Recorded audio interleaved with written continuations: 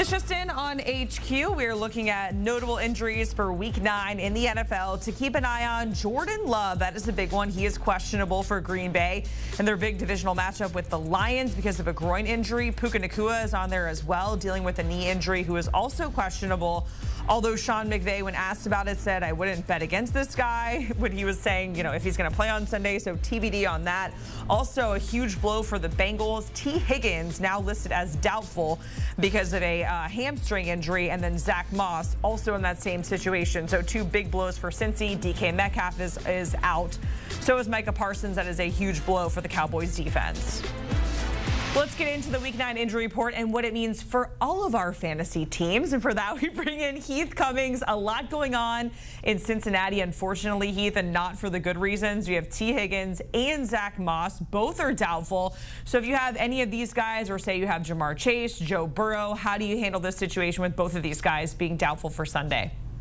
Yeah, I think you just view it as you're not going to have T. Higgins get somebody else in your starting lineup. You shouldn't have been starting Zach Moss anyways. Jamie already had Chase Brown as the start of this week, because he was playing against the Raiders. Chase Brown might be a top 10 running back this week. He's turned into pretty much a must start. I'm pretty skeptical on the rest of the Bengals pass catchers. We've seen Andre Yoshevich score a couple touchdowns. We've seen Mike Gesicki have a good target share, but that didn't always turn into fantasy production. Because it's a matchup against the Raiders, I'm still starting Joe Burrow. Jamar Chase is obviously a no doubt about it starter.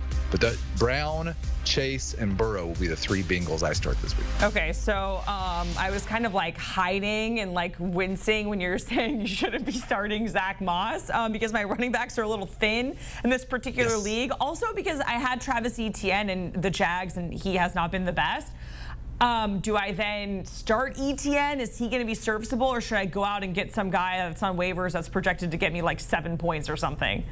Well, as we talked about earlier in the week, this week was the worst waiver wire for running backs that I can recall.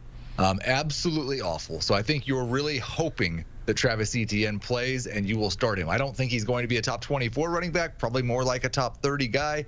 But if Etienne's active, he'll be the guy you start. All right, let's get to Puka Nacua because he is questionable. But then when Sean McVay is asked about it, he says, I wouldn't bet against this guy in terms of him playing on Sunday. So if we're taking all of that into consideration, how does this impact the rest of the Rams offense? Because Matt Stafford, also potentially a big waiver wire pickup for some folks as a quarterback too, Heath, this week. Yeah, this has been one of the big splits in our rankings this week because I didn't have quite the big Matthew Stafford rankings adjustment after the 4 pass touchdown game last week. And I think part of that was I wasn't necessarily factoring in the sample that he'd had with a healthy Cooper Kupp, with a healthy Puka Nacua. But just about the time that I get ready to change my ranking, well, Puka Nacua is not healthy anymore, so I don't really want to start Matthew Stafford this week, but he's a fine low-end starting option if that's what you want to do. Cooper Kupp looks like a must-start wide receiver. The real difficulty here with the Puka Nacua situation is that it's a 425 game. So you're really going to have to watch Sunday morning. Hopefully we hear some news. Hopefully you have someone playing at 4:30 or in one of the Sunday night or Monday night games, because if you don't, you probably need to sit Puka Nacua. Yeah, these 425 time slots for all these guys that are questionable is like the trickiest part of fantasy. I'm preaching to the choir here, but the Rams, of course, facing the Seahawks in that time slot. DK Metcalf, we know he is ruled out, so are you expecting a must-start for JSN or Tyler Lockett?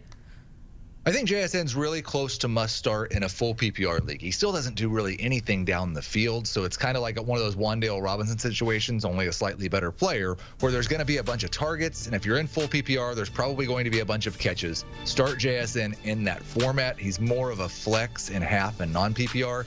And while Tyler Lockett was a real disappointment last week, I'm going back to him in a pretty similar range. High-end number 3 wide receiver. He's always been the kind of guy that just needs one play to make your day. This is a good matchup for him against the Rams. So forgive Tyler Lockett for the bad performance last week. I've been trying. He's back on my bench. He's been on and off. I can never get him in my lineup in the right spot. We know tight ends. It has been tough to get any points out of tight ends really all season long in fantasy, Heath. We talk about it week after week. TJ Hawkinson is set to make his debut. Where are you at on him, considering the tight end situation we've been dealing with through 8 weeks here in fantasy?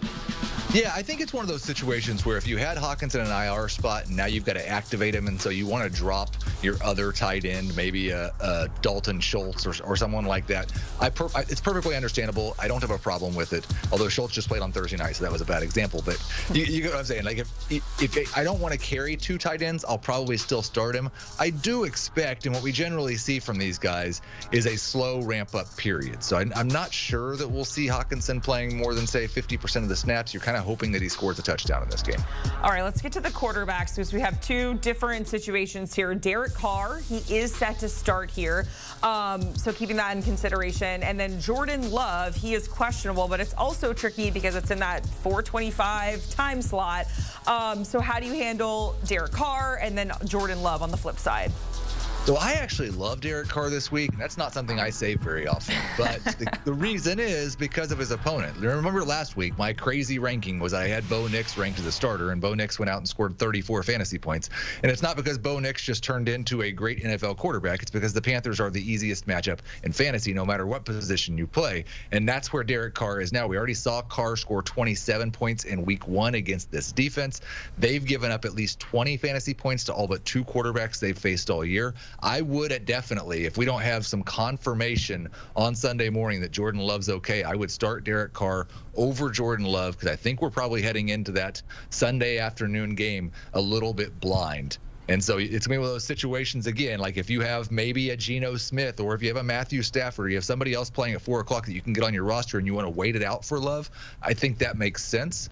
But if I have Derek Carr, I'm just starting him because I view him as a good starter this week. Yeah, the Panthers have been, somewhat of a fantasy football cheat code because whoever, their opponent, it's pretty much a must start really at any position, Heath. We certainly appreciate it going through the Week 9 injury report for us and what it means for our fantasy team. Of course, you can hear Heath on Fantasy Football Today alongside the rest of the crew. There are starts and sits episodes that are in your feed right now to listen to.